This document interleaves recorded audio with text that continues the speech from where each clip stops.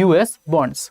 And why US bonds are better indicators of economic recession than stock market crash or say any other factors. क्यों ये ज़्यादा बेहतर factor है? और ये बता दे कि जब भी यूएस बॉन्ड में एक बॉन्ड यील्ड का इन्वर्जन हुआ है तो 7 आउट ऑफ 8 टाइम्स, 7 में से 8 बार, सोच लो 7 में से 8 बार, this US bond market has correctly predicted that a recession is going to happen. 7 में से 8 बार, except one period in let's say 1996-98 का पीरियड. सोच के देखो. तो how it is, what is bond, कैसे प्रेडिक्ट करता है, क्या होता है, वो जानेंगे अभी हम लोग. और क्यों यूएस बॉन्ड मार्केट ही, क्यों नहीं और कोई बॉन्ड मार्केट. ठीक, तो पहले समझते हैं कि बॉन्ड्स क्या है. तो most of you who are watching this, I hope कि अगर आप यूपीएससी के सीरियस एस्पिरेंट हैं और नहीं भी है तो भी थोड़ी चीज़ें आपको इस बारे में पता होनी चाहिए. तो bonds are debt instrument, debt instruments. अब ये डेट इंस्ट्रूमेंट क्या होता है? डेट इंस्ट्रूमेंट मीन्स ऐसे इंस्ट्रूमेंट जिसपे आप लोन वोन लेते हैं. डेट का मतलब लोन, ठीक है. अब ये बॉन्ड्स कैसे हो सकते हैं? छोटे 3 महीने 3 महीने 6 महीने 1 साल के, या 2 साल के, 3 साल के, 10 साल के, ठीक है. गवर्नमेंट बॉन्ड्स जैसे होते हैं. गवर्नमेंट ने आपसे उधार लिया, कर्जा लिया है आपसे, और 10 साल बाद बोला है कि इतना इंटरेस्ट रेट पे तुमको पैसा वापस कर देंगे, ठीक है, 10 फॉर अ 10 ईयर पीरियड. अब उस पैसे को क्या करेगी सरकार? यूज करेगी डेवलपमेंट प्रोजेक्ट्स के लिए, वेलफेयर प्रोजेक्ट्स के लिए, etcetera. So the bonds are debt instrument with a maturity period which gives you fixed return. ठीक है. अब फिक्स रिटर्न जैसे जब आप लिए हो, आपको हो सकता है 5% मिलने वाला हो सकता है 7% मिलने वाला हो, ठीक है. ये फिक्स मिलेगा, इसके ऊपर कोई असर नहीं होने वाला है, चाहे मार्केट गिरे चाहे उठे. ये अगर जिस भी टाइम आपने बॉन्ड खरीदा है, जिस भी प्राइस पे खरीदा है, उस टाइम जो गारंटीड रिटर्न आपको बोला गया था मिलेगा, वो आपको मिलेगा, ठीक है. जैसे स्टॉक मार्केट में क्या होता है, हो सकता है 12% मिल जाए, स्टॉक मार्केट गिर जाए तो 6% मिले, या हो सकता है रिटर्न ही ना मिले, सारा पैसा डूब जाए, कुछ भी हो सकता है. बट बॉन्ड्स में पैसा डूबने वाला चक्कर नहीं होता है. जिस टाइम आप बॉन्ड ले रहे हैं, जैसे आप जब लिए तो 100 रुपये का बॉन्ड था, और बॉन्ड ने कहा कि 5% तुमको देंगे हर साल, तो हर साल आपको 5% मिलेगा, यानी 5 रुपये आपको मिलता रहेगा. 10 साल के बाद मैच्योर होगा तो इंटरेस्ट के साथ आपको पैसा वापस हो जाएगा, ठीक है. These are fix return debt instrument with a maturity. ये होते हैं हमारे बॉन्ड्स. अब बॉन्ड्स कॉर्पोरेट भी हो सकते हैं, गवर्नमेंट भी हो सकते हैं. We will stick to the government part of it, क्योंकि हमें ये देखना है कि कैसे यूएस के बॉन्ड्स प्रेडिक्ट करते हैं रिसेशन, ठीक है. अब देखते हैं कि प्राइस ऑफ बॉन्ड क्या होता है और how price of bond is related to yield. Yield मतलब बॉन्ड आपको कितना बना के दे रहा है, what is the returns on the bond, how much return the bond is giving you.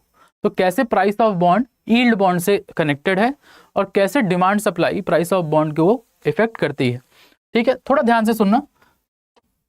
देखो, अगर डिमांड ऑफ बॉन्ड ज्यादा होगा किससे? सप्लाई ऑफ बॉन्ड से, और सप्लाई ऑफ बॉन्ड कम होगा, तो जब भी डिमांड ज्यादा होगी तो price of bond will be increasing. Whenever there will be more demand, price of bond will be higher. यानी ज्यादा लोग बॉन्ड्स खरीदना चाहते हैं, तो जब भी ज्यादा लोग खरीदना चाहते हैं, यानी डिमांड पुल इन्फ्लेशन होता है, डिमांड पुल प्राइस राइज होता है. तो more people demanding for a bond will rise the price of bond, यानी ज्यादा लोग खरीदना चाहते हैं, ठीक. इसी तरह अगर demand for bond is lesser than supply of bond, यानी सप्लाई ऑफ बॉन्ड ज्यादा है, तो प्राइस ऑफ बॉन्ड क्या करता है? फॉल करता है. यानी मार्केट में फ्लडेड है लेकिन कोई खरीदने वाला ही नहीं है, किसी को मतलब नहीं है, they don't want it, they don't demand for the bonds. जब भी डिमांड कम होती है तो लोग चाहते हैं जल्दी जल्दी बिक जाए. अरे आप सब्जी खरीदने जा रहे हो रात के टाइम, किसी के पास बहुत सारी सब्जी हो, चाहता है जल्दी से बिक के खत्म हो, तो प्राइसेस क्या करता है? कम करता है. वही चीज बॉन्ड मार्केट भी होती है. पूरा इकोनॉमिक्स डिमांड सप्लाई पे ही चल रहा है, ठीक है. तो अगर सप्लाई ज्यादा है, डिमांड कम है, तो क्या होगा? Price of bond will start to fall, ठीक है. Price of bond will start to fall, ठीक. तो ये दोनों चीज हम समझ गए, धीरे धीरे आगे आगे बढ़ेंगे, ठीक, चिंता मत करो. अब आते हैं हम लोग प्राइस ऑफ बॉन्ड से यील्ड ऑफ बॉन्ड, यानी बॉन्ड यील्ड के ऊपर. तो खुद सोच के देखो कि एक बॉन्ड है, ठीक. अगर तुमने उसको सही समय पे, जब पहली बार गवर्नमेंट रिलीज कर रही थी तब खरीद लिया होता, तो लेट्स से वो तुमको $100 का पड़ता, ठीक, $100 का पड़ता. और ये बॉन्ड कहा था, अब ये जो रिटर्न देता है ना बॉन्ड, रिटर्न ये फिक्स होता है. हमने कहा था ना fix returns, bonds are giving fix return. तो बॉन्ड बोला कि $100 का बॉन्ड खरीदोगे तो 5% तुमको रिटर्न देंगे। $105 तुम्हें मिलने वाला था प्लस $5, ठीक है, 5% इनिशियली, ठीक है। बट जब सेकेंडरी मार्केट में ये बॉन्ड जाता है, मतलब दोबारा खरीद फरोख्त शुरू होती है इस बॉन्ड की। इनिशियली जिसने खरीद लिया, जैसे जनरली बैंक्स, फाइनेंशियल इंस्टीट्यूशंस, वो इनिशियली खरीद लेते हैं बॉन्ड्स को, उसके बाद उसको ओपन मार्केट में ले जाते हैं, सेकेंडरी मार्केट में। ये प्राइमरी मार्केट में खरीद लिया तो ठीक। तो हो सकता है जो बैंक्स हैं वो ये बॉन्ड को लेके गए मार्केट में, अगर डिमांड फॉर बॉन्ड अधिक है या फिर डिमांड फॉर बॉन्ड कम होगी, दो ही चीज हो सकती है, या तो कम होगी या ज्यादा होगी। अगर डिमांड फॉर बॉन्ड ज्यादा है तो क्या होगा, यानी ज्यादा लोग ये बॉन्ड लेना चाहते हैं, ये बॉन्ड बहुत ही उनको लग रहा है कि काफी रिटर्न्स दे देगा। तो जब ऐसा होता है ना, तो बॉन्ड का जो ये प्राइस है, ये है प्राइस ऑफ बॉन्ड, ठीक है, ये है प्राइस ऑफ बॉन्ड, ठीक। तो ये प्राइस ऑफ बॉन्ड थोड़ा सा बढ़ जाता है। Why? Because more people are now want to buy this bond, ठीक। तो ये जब बढ़ता है प्राइस ऑफ बॉन्ड, तो लेट्स से ये $101 का हो गया, बट रिटर्न तो फिक्स है भाई, रिटर्न तो $105 ही मिलने वाला है। यानी यहाँ पे जो आपको $5 मिल रहा था, अब आपको सिर्फ $4 मिलेगा। दिस इज यील्ड, ठीक। तो जब भी डिमांड ऑफ बॉन्ड ज्यादा होगी, प्राइस ऑफ बॉन्ड उठेगा, तो आपका यील्ड गिरेगा। जब भी डिमांड ज्यादा होगी, price of bond in the open market बढ़ेगा, यील्ड आपकी गिरेगी, ठीक। उसी तरह दूसरा केस ले लो, डिमांड फॉर बॉन्ड कम हो रहा है, यानी सप्लाई ऑफ बॉन्ड ज्यादा है। याद है ना, पिछले हम लोग देखे, डिमांड कम है यानी सप्लाई ज्यादा है, ठीक। सप्लाई ज्यादा, डिमांड कम, तो क्या होगा, price of bond will fall, price of bond will now fall. Let's say it becomes $98, ठीक है, प्राइस ऑफ बॉन्ड फॉल करेगा। लेकिन हमें ये मालूम है कि फाइनल रिटर्न फिक्स है $105, तो अब यील्ड कितनी होगी, 105 माइनस 98, $7, ठीक है। Now yield is $7। तो हम कह सकते हैं ना, yield is inversely proportional to price of bond. तो जब भी प्राइस ऑफ बॉन्ड बढ़ता है, यील्ड कम होती है, प्राइस ऑफ बॉन्ड कम होता है, यील्ड बढ़ती है। देख रहे हो, इनिशियल यील्ड $5 थी, जब प्राइस ऑफ बॉन्ड बढ़ा यील्ड कम हुई, प्राइस ऑफ बॉन्ड गिरा यील्ड बढ़ गई। तो yield is inversely proportional to price of bond, और price of bond is directly proportional to the demand. Demand बढ़ेगी प्राइस बढ़ेगा, डिमांड कम होगी प्राइस कम होगा, ठीक है। तो अब दिक्कत कहां आ रही है, वेयर इज द प्रॉब्लम, ठीक, ओके। तो inversion in yield curve is being seen in United states. Inversion क्या है, तो जनरली क्या होता है ना, जो लॉन्ग टर्म बॉन्ड्स होते हैं, जैसे 5 year 10 year bonds, government generally long term जो बॉन्ड देती है, उसका यील्ड जो है वो कम होता है, उसका यील्ड जो है वो कम होता है। क्यों कम होता है, क्योंकि demand for bonds is higher, demand for long term bond is higher, ठीक है। That's why price of bond is higher, and when price of bond is higher, yield is low. और शॉर्ट टर्म बॉन्ड के साथ क्या होता है, short term जब normal period होता है, नॉर्मल की बात कर रहे हैं हम लोग, नॉर्मल, ठीक है, तो शॉर्ट टर्म का डिमांड कम होता है, ठीक है, तो प्राइस भी कम होता है, ठीक है। शॉर्ट टर्म समझ लो 1 ईयर, लेस देन 1 ईयर, इस टाइप के बॉन्ड, तो इसकी यील्ड होती है ज्यादा नॉर्मल इकोनॉमिक सिचुएशंस में। लेकिन जब यील्ड इन्वर्जन हो जाए, यानी कि आपका जो लॉन्ग टर्म यील्ड है, लॉन्ग टर्म यील्ड वो ज्यादा हो जाए शॉर्ट टर्म यील्ड से, तो इसको हम बोलते हैं इन्वर्जन। ये इन्वर्जन क्यों होता है, ये इन्वर्जन इसलिए होता है जब इकोनॉमिक ग्रोथ को, क्योंकि भाई देखो इकोनॉमिक सिस्टम ट्रस्ट बेस्ड होता है, आप बैंक में पैसा रखते हैं क्योंकि आप बैंक पे ट्रस्ट करते हैं।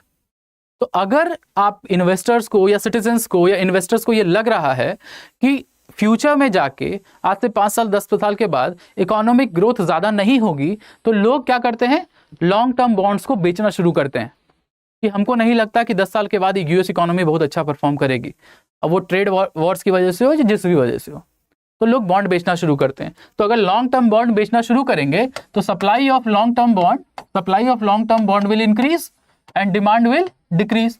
तो सप्लाई बढ़ेगी, डिमांड कम होगी, तो क्या होगा, यील्ड बढ़ेगा, और इन्वर्सली क्या करते हैं, शॉर्ट टर्म बॉन्ड्स को खरीदना शुरू करते हैं। इससे क्या होता है, क्यों खरीदते हैं, इसलिए खरीदते हैं कि कुछ कुछ हमको रिटर्न मिलता रहे, ठीक है, कुछ कुछ रिटर्न मिलता रहे, थोड़ा सेफ रहे, हमारा पैसा सेफ रहे, क्योंकि स्टॉक मार्केट में तो वैसे ही लाल हो चुका है सब कुछ, ठीक है। बट यूएस को जनरली, यूएस के जो गवर्नमेंट बॉन्ड होते हैं वो सबसे हाई रेटेड बॉन्ड होते हैं, उससे ज्यादा सिक्योर्ड बॉन्ड दुनिया में कोई नहीं।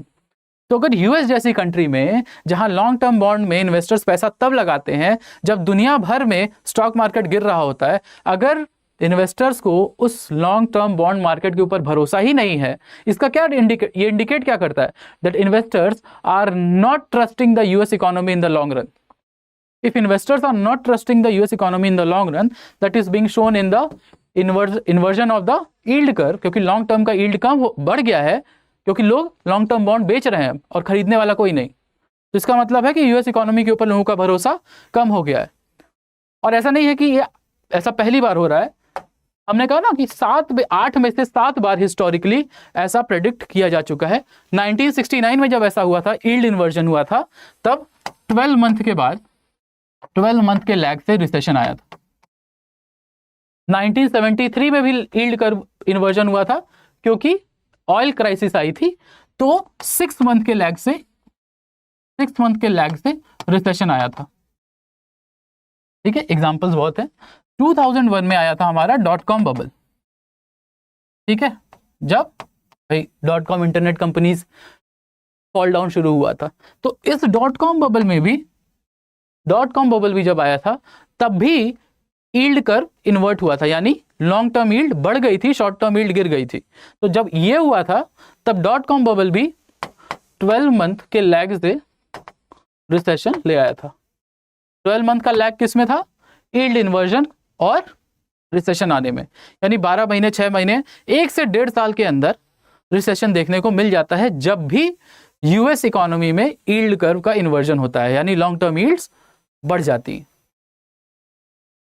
मतलब इन्वेस्टर कॉन्फिडेंस कम हो गया है, लोग बेच रहे हैं, लोगों को नहीं भरोसा है कि 5 साल के बाद 10 साल के बाद यूएस इकोनॉमी हमें कमा के देगी। And this lack of trust in the US economy is causing this inversion of yield.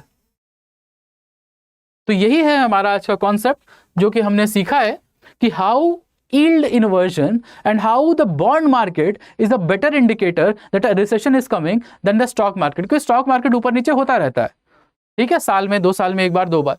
But अगर यूएस बॉन्ड मार्केट यील्ड, जो कि यूएस का गवर्नमेंट बॉन्ड मार्केट है, जो कि दुनिया का सबसे ज्यादा सिक्योर बॉन्ड मार्केट माना जाता है, AAA+, अगर वहां पे इन्वेस्टर कॉन्फिडेंस कम हो रहा है और long terms US growth investor नहीं देख रहे हैं, तो इसका मतलब है कि there is a recession coming and we all have to be wary about it। क्योंकि भारत में भी हम लोग जो इतना फॉरेन एक्सचेंज रखते हैं, बहुत सारा उसमें यूएस का गवर्नमेंट बॉन्ड ही रखते हैं हम लोग। तो अगर ऐसा कुछ होता है और यूएस में मंदी आती है, तो हमारा इकोनॉमी तो सफ़र करेगा ही, साथ ही साथ हमारा फॉरेन एक्सचेंज, हमारा इंपोर्ट, हमारा एक्सपोर्ट, अनएम्प्लॉयमेंट प्रॉब्लम बढ़ सकती है। तो we have to be ready, because the signs from the US bond markets are not very good, and we now know the why of it, कि क्या होता है यील्ड, क्या होता है प्राइस ऑफ बॉन्ड, और कैसे यील्ड इन्वर्जन बताता है कि एक रिसेशन आने वाला है। So I hope you like this. Please comment if you have any query, like करो, शेयर करो, और मिलते हैं ऐसे ही अगली वीडियो में। Thank you everyone, bye bye, have a good day.